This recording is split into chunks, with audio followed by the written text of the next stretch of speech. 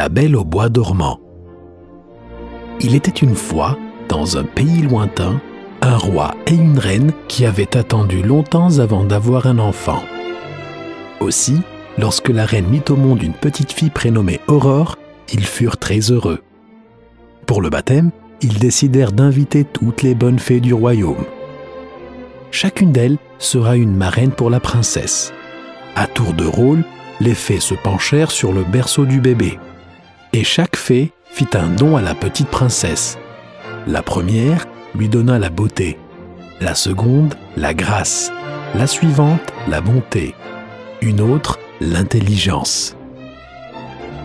Seulement, le roi et la reine avaient omis d'inviter une des fées.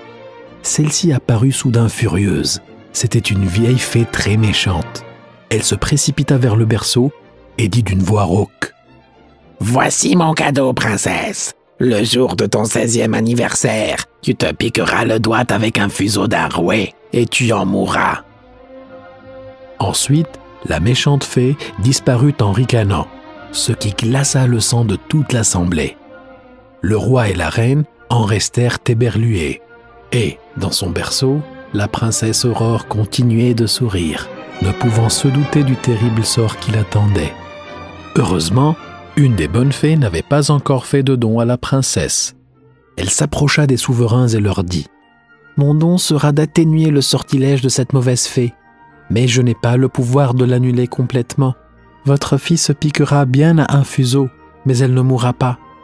Elle tombera dans un profond sommeil qui durera 100 ans. Au bout de ce temps, un jeune prince viendra la réveiller en lui donnant un baiser. Et, afin qu'à son réveil la princesse retrouve les êtres qui lui sont chers, je vais faire en sorte que toutes les personnes vivant dans ce château s'endorment et se réveillent en même temps qu'elle. » Par prudence, le roi fit détruire tous les rouets se trouvant dans son royaume, mais en vain. Ce qui devait arriver arriva. Après la fête organisée pour son 16e anniversaire, la princesse regagna sa chambre. Stupéfaite, elle y découvrit une vieille femme et un étrange objet qu'elle n'avait jamais vu. « Qu'est-ce donc cela ?» demanda Aurore à la vieille dame qui n'était autre que la méchante fée déguisée. « C'est un rouet et cela sert à filer la laine. Veux-tu que je te montre comment ça fonctionne ?» dit la vieille femme. La princesse s'approcha et se piqua au fuseau. Elle se sentit aussitôt très lasse, s'allongea sur son lit et sombra dans un profond sommeil.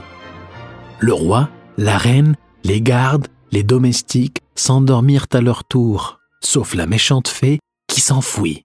Au fil des années, une impressionnante végétation se mit à pousser autour du château dont on ne distinguait plus que les tours les plus hautes.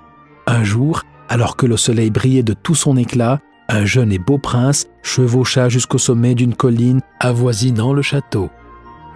Il aperçut alors les tours dépassant de cette végétation si touffue qu'elle paraissait infranchissable. Intrigué, le prince décida d'aller y jeter un coup d'œil. Au fur et à mesure qu'il avançait, les arbres, les buissons, les ronces s'écartaient miraculeusement sur son passage. Tout était étrangement silencieux. Et le prince ne mit pas longtemps à arriver devant le château de la Belle au bois dormant. Il pénétra dans la cour du château et y trouva des gens allongés par terre.